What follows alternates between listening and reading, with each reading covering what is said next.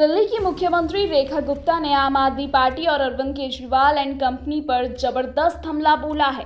क्या केजरीवाल अब जल्द जेल जा सकते हैं? भ्रष्टाचार, कुप्रबंधन और पंजाब तक फैले आपके नेटवर्क पर सीधे सवाल उठाते हुए उन्होंने दिल्ली में आपकी 10 साल की सरकार को कटघरे में खड़ा किया।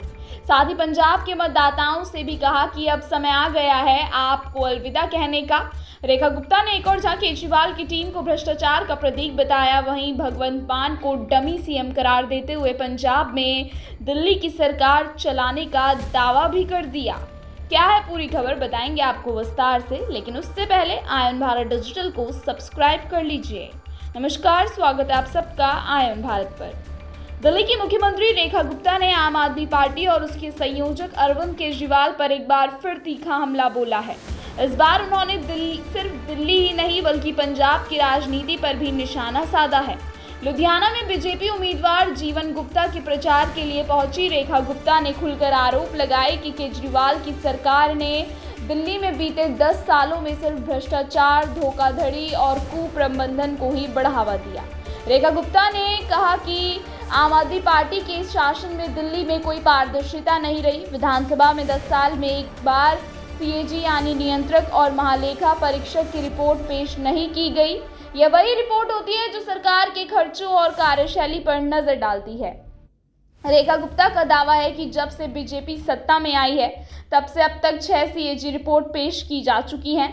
यह दिखाता है कि हमारी सरकार कितनी जवाबदेह है। दिल्ली सीएम ने यह भी बताया कि केजरीवाल और उनकी टीम पर भ्रष्टाचार के कई नए मामले दर्ज हुए हैं। कुछ लोग पहले से ही जमानत पर हैं और अब उनके फिर से जेल जाने की पूरी संभावना है। उन्होंने चेतावनी भरे लहजे में कहा कि अब कानून अपना काम करेगा। जो लोग सोचते हैं कि वे कानून से ऊपर हैं, उन्हें बहुत जल्दी हकीकत का सामना करना पड़ेगा। रेखा गुप्ता ने सिर्फ दिल्ली तक ही बात सीमित नहीं रखी, बल्कि उन्होंने पंजाब की मौजूदा भगवंत मान सरकार को भी आड़े हाथों लिया।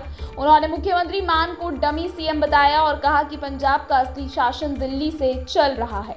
उनके अनुसार भगवंत मान सिर्फ नाम के लिए मुख्यमंत्री हैं, जबकि सभी बड़े फैसले केजरीवाल की टीम ही करती है।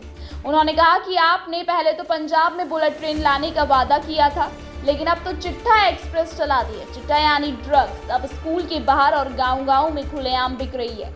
उन्होंने सवाल उठाया कि क्या इसी बदलाव के लिए पंजाब ने आपको चुना था। रेखा गुप्ता ने यह भी कहा कि दिल्ली सरकार से हटे हुए कई खारिज मंत्री और अधिकारी अब पंजाब में तैनात किए गए हैं ताकि वहां भी वही भ्रष्ट सिस्टम दोहराया जा सके। उन्होंने यह भी जोड़ा कि पंजाब अब 4 लाख करोड़ के कर्ज में डूब चुका है और उसका बोझ अब हर पंजाबी के सर पर है। यह बहुत गंभीर स्थिति है। उन्होंने लुधियाना पश्चिम उपचुनाव को 2027 की विधानसभा चुनावों का ट्रेलर बताते हुए कहा कि पंजाब के लोग अब बदलाव चाहते हैं। दिल्ली को बदलाव लाने में 10 साल लग गए हैं, लेकिन पंजाब के लोग ज्यादा समझदार हैं और वे अब कोई नया सशक्त विकल्प चुनेंगे। रेखा गुप्ता ने केजरीवाल पर एक और गंभीर आरोप लगाया। उन्होंने कहा कि जब देश की सेना ने ऑपरेशन सिंदूर के जरिए देश की सुरक्षा के लिए बड़ा कदम उठाया तब पूरा देश सेना के साथ खड़ा था, लेकिन अरविंद केजरीवाल ने इस पर एक शब्द तक नहीं कहा, जिससे उनका राष्ट्रवाद पर विश्वास और देशभक्ति पर सवाल खड़े होते हैं।